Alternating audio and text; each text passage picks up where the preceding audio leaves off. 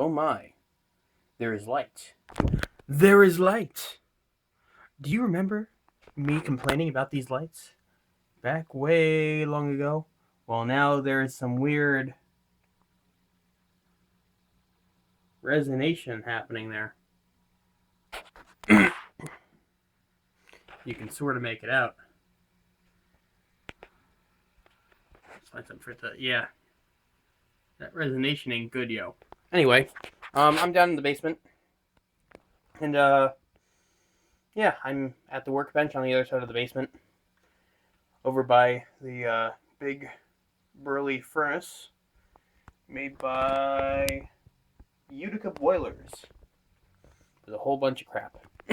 And this is my super dirty, super junky USB keyboard I use for testing stuff.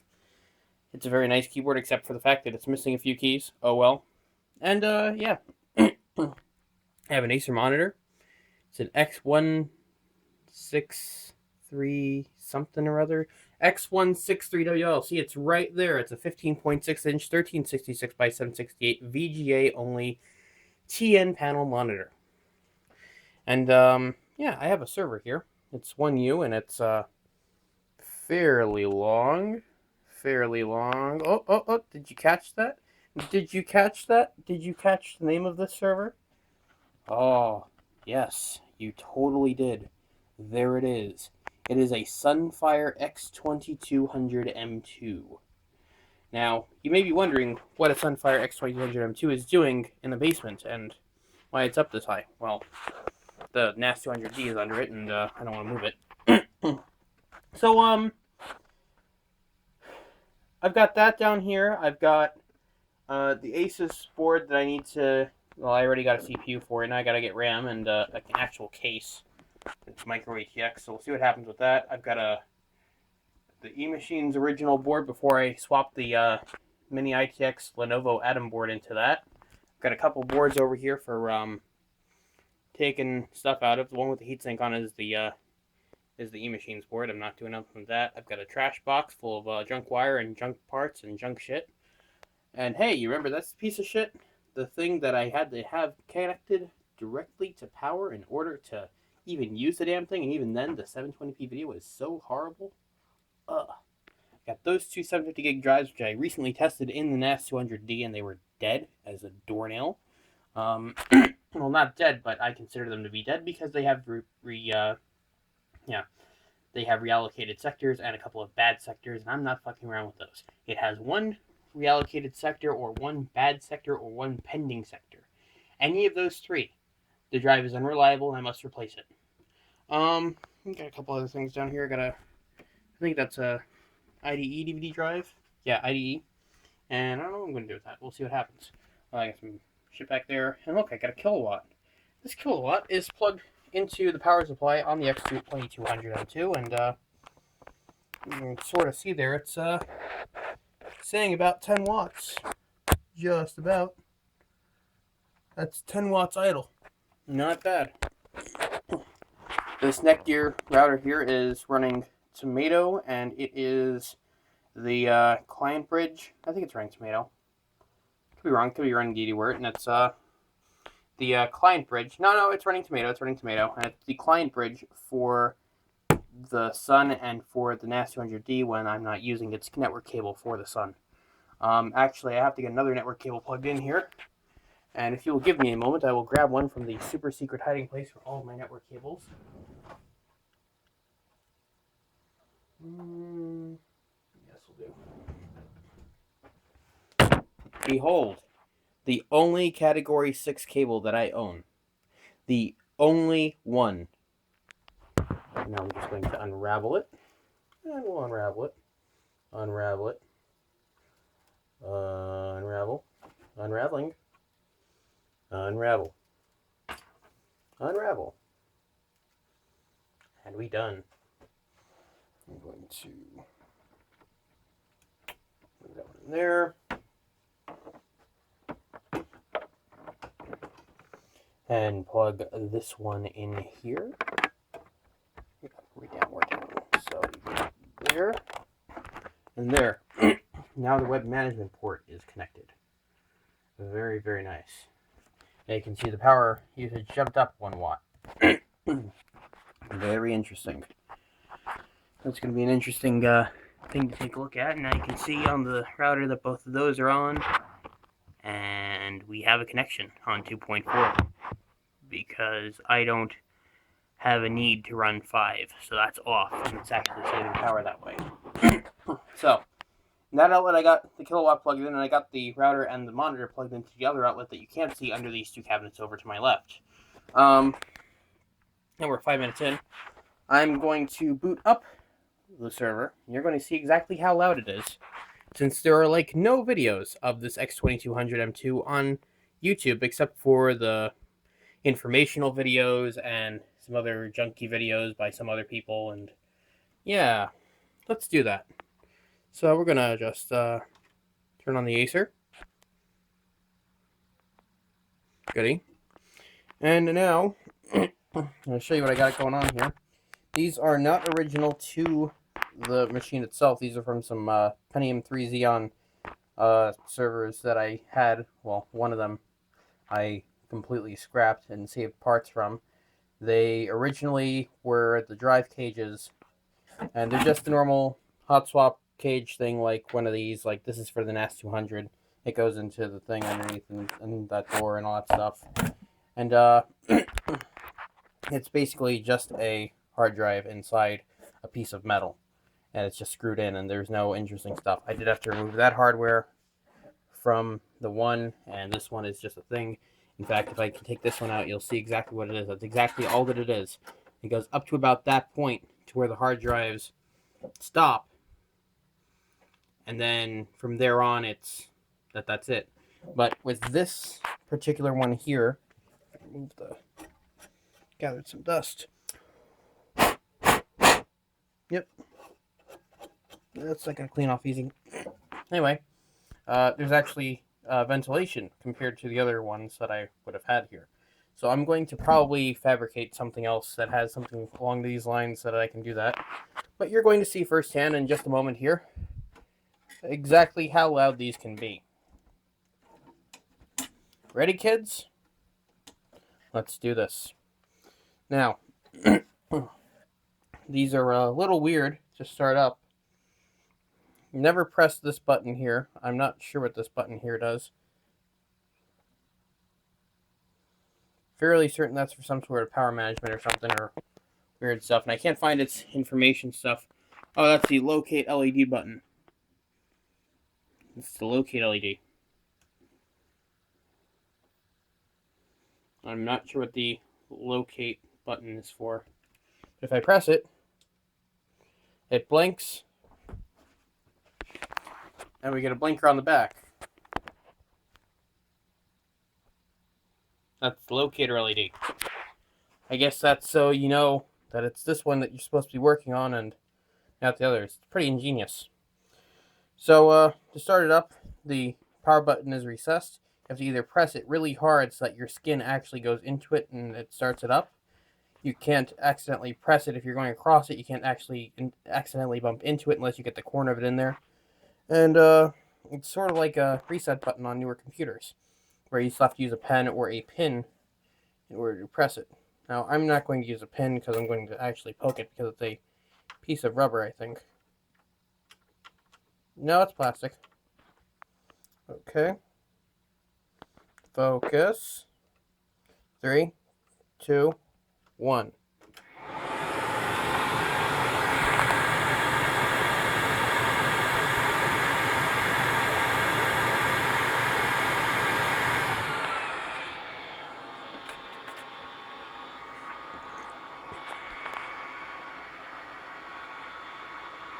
AST2000 VGA.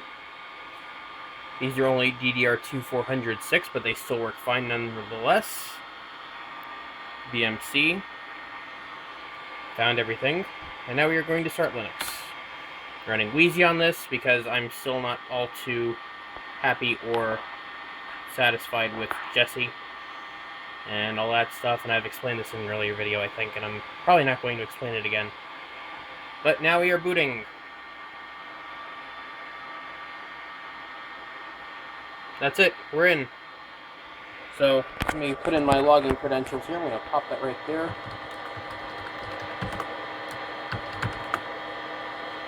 Okay, we're in. The auto the auto stuff doesn't really do much. Just brings it over a little bit. I wonder if I can auto manually adjust.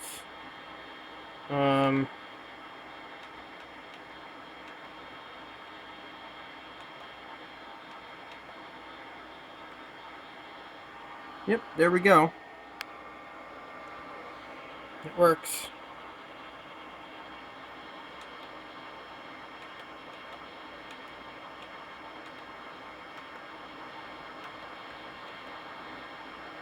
That's it, we're good. That's it, we're in. Let me see if there's a frame buffer happening here. So app get scroll. Let's get FB set real quick.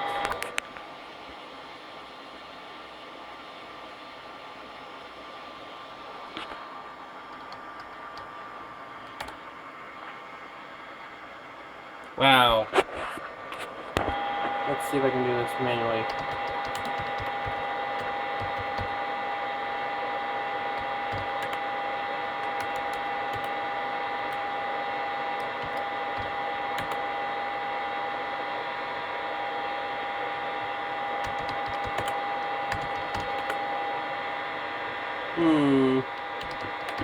Anyway, 1024 by 768 ain't too bad, and I can work with it. So,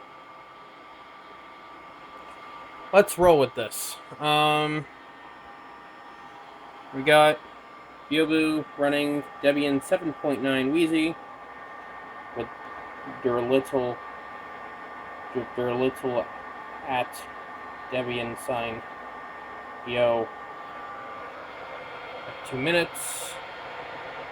8 times 1 gigahertz because I do have CPU Freak D running, which is good. It saves power. 8 gigs in just 2 sticks.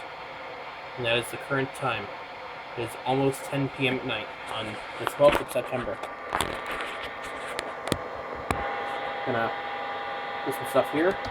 H top. And you can see there are 8 cores. It's very weird seeing 8 cores on this damn thing, actually. I'm not used to it. Now, there is 76 gigs of swap. I wonder why there's 76 gigs of swap. Well, for one, because I didn't know exactly what the hell I was doing when I started this up, and 2, mostly because there's going to be a RAM upgrade in the works here. So, there is going to be a 64 gig RAM upgrade happening to this. This little thing that makes so much noise. I'm working to see with a friend if I can get this coloed in a data center out in California, maybe. But I heavily doubt that's going to happen. But oh my god, the air coming past this hard drive is immense. So, we're going to F10 out of this.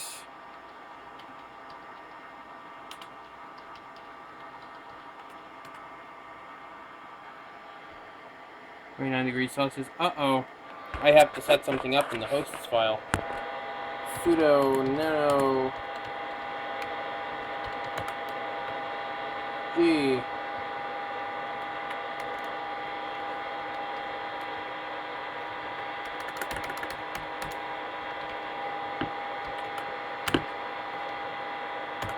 There we go. All fixed. No more unable to resolve. We are now proper.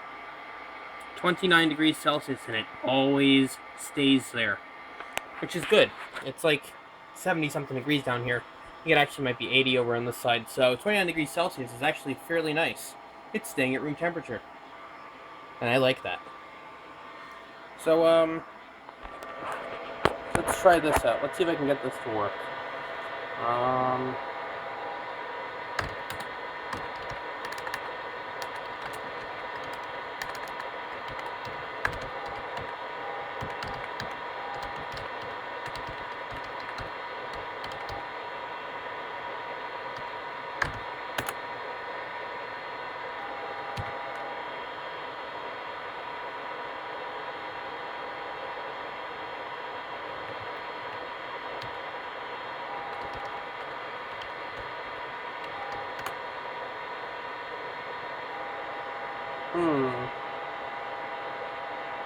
That's weird. I don't actually know what the speed test CLI GitHub is anymore. But let's do the usual round of things to show you exactly what's going on here. We're going to give you Linux logo, screen fetch, and Archie all at once. Linux logo up at top.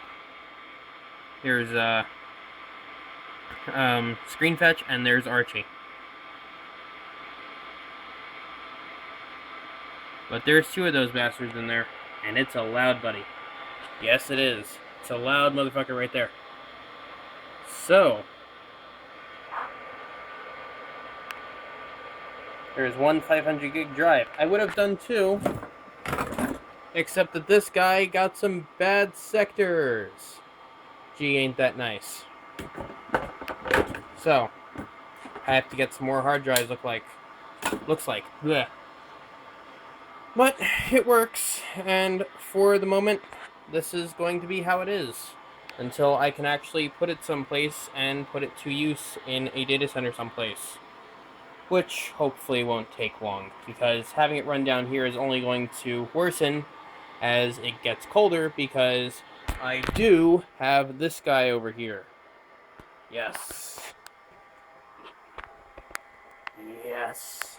We recently had to redo all three of these Bell and Gossett pumps. And these are what you call the little big red pumps.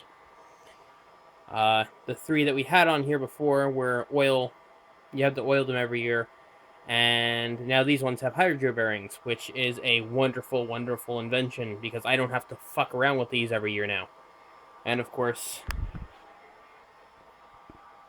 it's an extra heat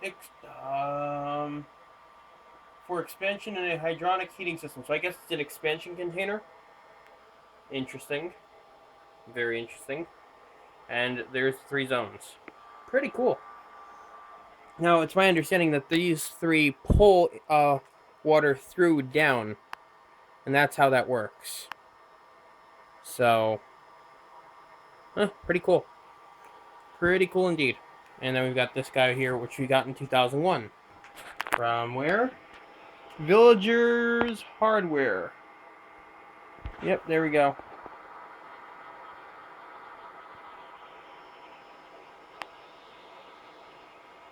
Barely make out the name there, but it's Villager Hardware. February 10th, 2001, 8:45 a.m. It was $334.56, and we paid it with $340 and had $5.44 changed. Oh boy. Thanks for shopping at Villagers Hardware. Warehouse prices day in, day out. Visit our website at www.homedepot.com. Gee. So this is a 14-year-old thing here. 12-year limited tank and parts warranty from GE, yo.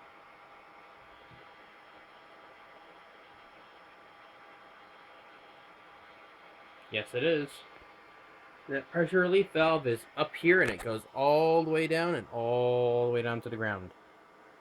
And it actually should be going into that bucket there, but no, it's going on the floor. For whatever reason. Not my problem.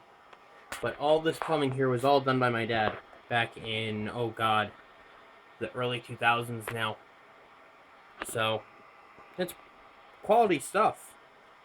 And the entire plumbing system in this house is redone, and it's all a brand new system to an extent.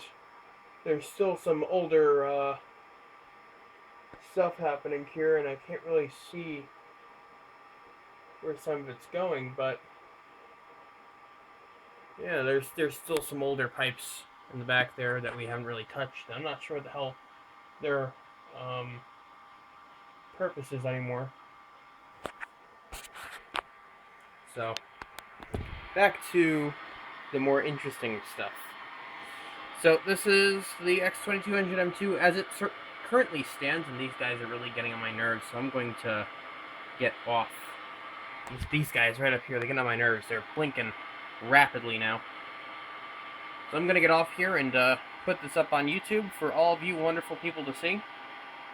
And, yeah. Reminder, I also have to get an optical drive right there, or find a way to mount a hard drive in there, because I believe it's just a standard 44-pin IDE header. In fact, that's what I want to believe, because that's exactly what it says in the BIOS. So, with that, and also I should probably also mention that I got this in trade for the Blade 1000. Yeah, that's gone. That is gone. And I thank you very much for this, buddy. Thank you very, very much. This is going to get a very good loving home, probably in a data center someplace, and I'm going to use it constantly. I don't know what for yet. I have some thoughts as to probably making it into a Minecraft server and fuck around VM server, but we'll see what happens. And here, I'm just going to give you a sound clip of how much air is coming out of this.